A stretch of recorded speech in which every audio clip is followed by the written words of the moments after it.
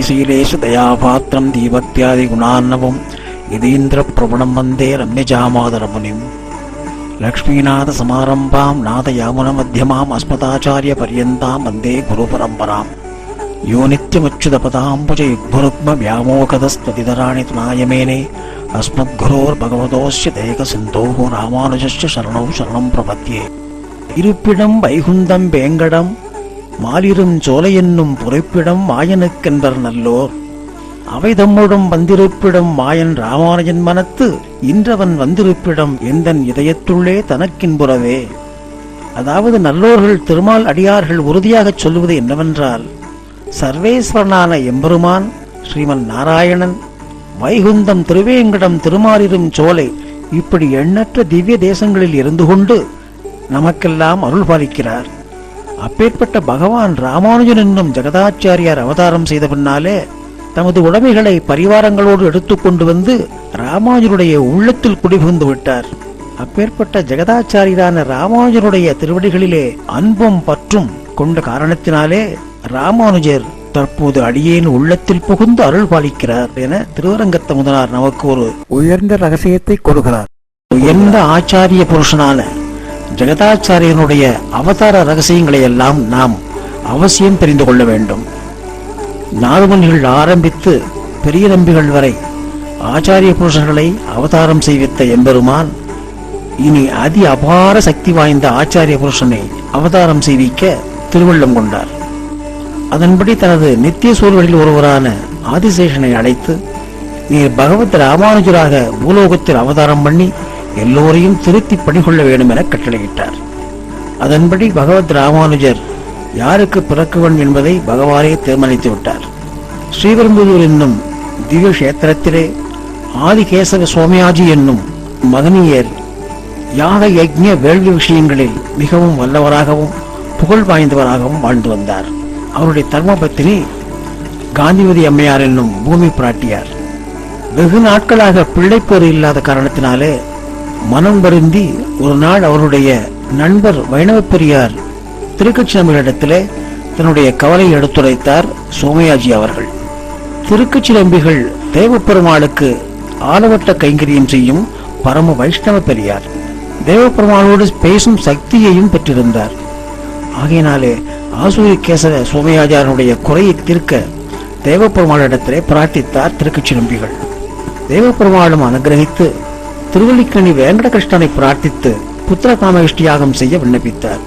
அதன்படி புத்திரகாமகிஷ்டி யாகத்தை செய்ய அந்த திருவல்லிக்கேணி வேங்கடகிருஷ்ண பெருமாளே ஆசூரி கேசவ சோமயாஜி தம்பதிகளுக்கு திருப்புத்திரனாய் ஆதிசேஷ அவதாரமாய் புண்ணியாம் போஜ விகாசாய பாவத் பாந்தக்ஷயாயச்ச ஸ்ரீமான் நாகிரபூத் பூமௌ ராமானுஜ திவாகரஹா என்று சொல்லும்படியாக அஜ்ஞானம் என்னும் பாவ இருட்டை அகற்றுவதற்காகவும் ஞானமாகிய புண்ணியமான தாமரை மலர்வதற்காகவும் அபார சக்தி வாய்ந்த சூரியனாக ஆங்கில வருடம் 1017ஆம் ஆண்டு தமிழ் பிங்கள வருடம் சித்திரை மாதம் ஒரு வியாழக்கிழமை திருவாதிரை திருநட்சத்திரத்திலே ஸ்ரீபெரும்புதூர் என்னும் அந்த திவ்ய கஷேத்திரத்திலே ஆசூரி கேசவ சுவாமியாஜியாருக்கும் காந்திமதி என்னும் பூமி பிராட்டியாருக்கும் திருக்குமாரனாய் உலகுய வழிவகுக்கும் ஜெகதாச்சாரியராய் பகவத் ராமானுஜர் அவதாரம் பண்ணினார்.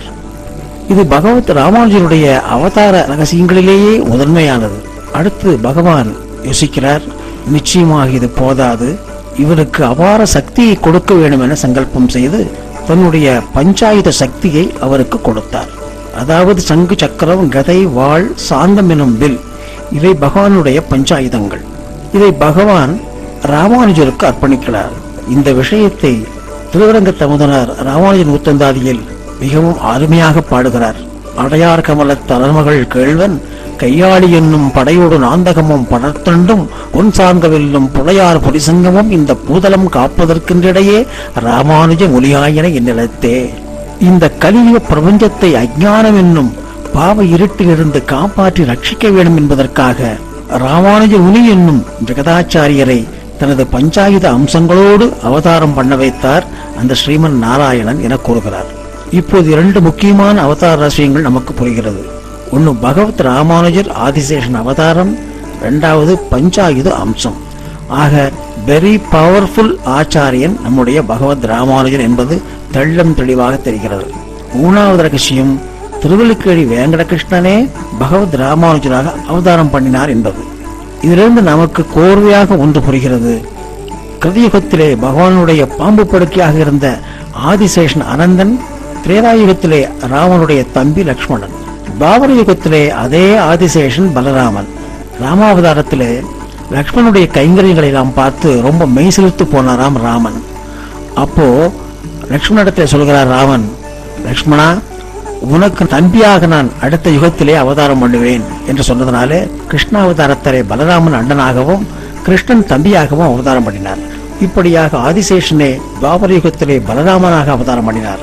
அதே ஆதிசேஷன் கலியுகத்திலே பகவத் ராமானுஜராக அவதாரம் எடுக்கிறார். இதை நாம் நன்கு அறிந்து கொண்டால் நம்முடைய பாவங்கள் அழிந்து போகும். அடுத்த பெரிய அவதார ரகசியத்தை தென்குருகூர் சடகோவன் நம்மாழ்வார் மிகவும் அற்புதமாக கூறுகிறார். அங்கே மதுரகவி ஆழ்வார் அவருடைய பரம சிஷ்யர். நம்மாழ்வாருடைய இறுதி காலம் நெருங்குகிறது.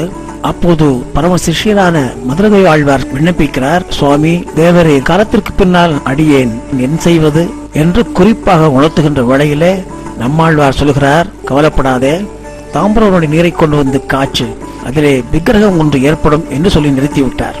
அதன்படியாக மதுரகவி ஆழ்வாரும் அங்கே தாம்பரவனை ஆறு சென்று நீரை கொண்டு வந்து காய்ச்சுகிறார். விக்கிரகம் வந்ததோ உண்மைதான்.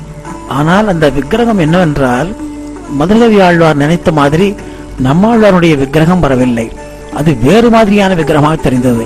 சுவாமி, அடியேன் தேவரியினுடைய விக்கிரகத்தை எதிர்பார்த்தேன், ஆனால் இந்த விக்கிரகமும் வேறு மாதிரி இருக்கிறது என கேட்க, நம்மாழ்வாரும் கவலைப்படாதே, இந்த விக்கிரகத்தை பத்திரமாக வைத்துக்கொள், இவர்தான் பவிஷ்யதாச்சாரியன், எதிர்காலத்தில் இந்த ஸ்ரீ வைஷ்ணவ சம்பிரதாயத்திற்கு வரக்கூடிய பரம ஆச்சாரியன், பவிஷ்யதாச்சாரியன், கலியும் கடும் கண்டுகொண்பின் என்று சொல்லி, இவருடைய வரவானது கலியுகத்தினுடைய கொடுமைகளை எல்லாம் குறைக்கக்கூடிய சக்தி உடையது. பேர்பட்ட ஜெகதாச்சாரியன் இந்த பவிஷ்யதாச்சாரியர் என்னை பத்திரமாக வைத்து நம்முடைய சம்பிரதாயத்திற்கு கொண்டு சேர்க்க வேண்டும் என உத்தரவிடுகிறார் மதுரகவி ஆழ்வாருக்கு. ஆக 5000 ஆண்டுகளுக்கு முன்பாகவே நம்மாழ்வாரின் பயிலாக அடையாளப்படுத்தப்பட்ட ஒரு ஜெகதாச்சாரியன் என்று சொன்னார் பகவத் ராமானுஜர். இப்படி அவதார ரகசியங்கள் பலப்பலவாக இருக்கின்றன.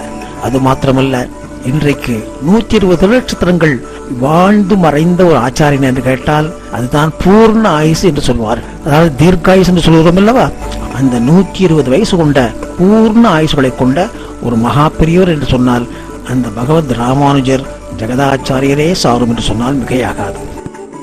ராமானுஜ சரித்திரத்தை கொஞ்சம் உற்று நோக்கினால் ஆச்சரியமும் ஆனந்தமும் நமக்கு ஏற்படும். 1017ஆம் ஆண்டு ஒரு சித்திரை திருவாதிரையிலே அவதாரம் பண்ணினார் ராமானுஜர். 8வது வயதிலே உபநயனம் நடந்தது. 16வது வயதிலே விவாகம். தேவப்பெருமானுடைய அனுகிரகம் 17வது வயதிலே கிடைக்கிறது. 18-19களிலே திருக்கட்சி நோய்களுடைய அனுகிரகம் கிடைக்கிறது. ஆளவந்தாருடைய கடாட்சம் 24வது வயதிலே ராமானுஜருக்கு கிடைக்கிறது. சந்நியாசம் பெற்றுக்கொண்டு ஸ்ரீரங்கம் எழுந்தருளும் வயது 30. திருக்கோஷ்டி நம்பி அனுகிரகமானது 32வது வயதிலே கிடைக்கிறது. அடுத்ததாக திருமலை திருப்பதி வாசம் 34வது வயதிலே மேற்கொள்கிறார். அங்கே தாய்மாமனான திருமலை நம்பி இடத்திலே ராமாயண காலக்ஷேபத்தை எல்லாம் கேட்டு பெற்றார். அடுத்ததாக ஸ்ரீபாஷ்யம் அனுகிரகம் பண்ணும் வயது 38. அதற்கு பின்னாலே திருமலை திருப்பதியிலே திருப்பணிகளை எல்லாம் மேற்கொள்கிறார். அப்போது வயது அவருக்கு 41. ஸ்ரீரங்க சாம்ராஜ்ய நிர்வாக பொறுப்பை 42லிருந்து 73 வரை நடத்தி கொண்டு திருவரங்க செல்வம் மற்றும் திருத்தி வைத்தான் வழியை என்றும் சொல்லும்படியாக 30 வருட காலங்கள் தொடர்ந்து அங்கே பணியாற்றுகிறார். அதற்கு பின்னாலே திக்விஜயம் திவ்ய யாத்திரைகள் எல்லாம் செல்கிறார். 6 வருஷ காலங்கள், 79 வரை. அடுத்ததாக 80வது வயதிலே கிருமிகண்ட சோழனுடைய சூழ்ச்சியினால் அங்கே கர்நாடக தேசம் எழுந்தருளி அங்கே 12 வருட காலங்கள் அங்கே இருந்து திருநாராயண பெருமாளையும் உஸ்துவரையும் கொண்டு வந்து பிரதிஷ்டை செய்து அங்கிருந்து 93வது வயதிலே மறுபடியும் மீண்டும் ஸ்ரீரங்கம் திரும்புகிறார். 93லே அங்கு பெருமாளிடத்திலே சரணாகதி பண்ணி மோட்சத்திற்கு வேண்ட பெருமாளும் காலம் கரியும் போது உனக்கு மோட்சம் உறுதி என கூறுகிறார். இருப்பினும் ராமானுஜர் நமது சம்பந்திகள் அனைத்திற்கும் மோட்சம் வேணும் என உலக மக்களுடைய நன்மைக்காக மோட்சத்தை வேண்டுகிறார். உமது சம்பந்தப்பட்ட அத்தனை பேருக்கும் மோட்சம் உண்டு உறுதி என பெருமாளும் உறுதியளிக்க அதன் மூலம் 74 சிம்மாசனாதிபதிகளை நியமித்து தன் சம்பந்தத்தை பஞ்சசம்ஸ்காரம் மூலமாக அவர்களும் பெற்றுக்கொண்டு உத்தாரக ஆச்சாரியனாக ராமானுஜரும் உபகாரக ஆச்சாரியனாக நமது அஸ்மத் ஆச்சாரியர்களும் இருந்து கொண்டு நம்மை நல்வழிப்படுத்தி இறுதியில் மோட்சமடைய வழிவகுக்கிறார்கள்.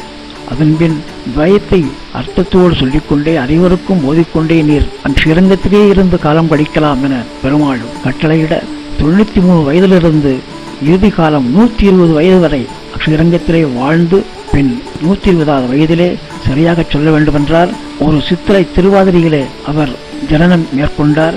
அதே போன்று அதே திருவாதிரை நட்சத்திரத்திலே பரமபதம் அடைகிறார் ராமானுஜர். சரியாக சொல்ல வேண்டுமென்றால் 12/1/1138 வருஷம் பரமபதம் அடைந்தார் ராமானுஜர்.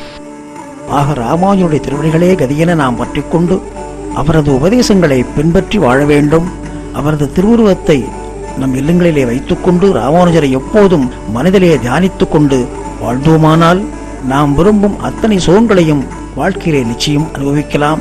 இம்மைக்கு பின்னால் பரம சுகமான வைகுண்டத்தை நமக்கு ராமானுஜர் பெற்றுக் கொடுப்பதால் நாம் பிறவி பயனை அடைவோம் என்பதிலே எந்தவிதமான ஐயப்பாடும் இல்லை என கூறிக்கொண்டு, அறுசமய செடியதனை அடியறுத்தான் வாழியே, அடர்ந்து வரும் குதிஷ்டிகளை அறத்தொடர்ந்தான் வாழியே, சிறுகலையை சிறிது மரத் தீர்த்துவிட்டான் வாழியே, தென்னரங்கர் செல்வமுற்றும் தெரித்து வைத்தான் வாழியே, மறையதனில் பொருள் அனைத்தும் வாய்மொழிந்தான் வாழியே, மாறனுரை செய்ய தமிழ்மறை வளர்த்தோன் வாழியே, அறம்புகு நற்பெரும்புதூர் அவதரித்தான் வாழியே, அழகாரும் எதிராசர் அடியணைகள் வாழியே என வாழி திருநாமம் பாடி ஸ்ரீமன் மகாபூதபுரே ஸ்ரீமன் கேசவ யஜ்வனஹ காந்தி மத்யாம் பிரசூதாய் எதிராஜாய மங்களம், சந்நியாசம் துர்வதே காஞ்சாம் அனந்த சரசீதடே வரதே வெஸ்தபாராய பாஷ்யக்காராய மங்களம், சேஷோவா சைன்யநாதோவா ஸ்ரீவிதர் வேதி சாத்வைஹி விதர்க்கியாகிய மகாபிராஜ்ஞைஹி எதிராஜாய மங்களம் என மங்களம் பாடி ஜெகதாச்சாரியரான பகவத் ராமானுஜருடைய திருப்பாதங்களுக்கு பல்லாண்டு பாடி அமைகிறேன்.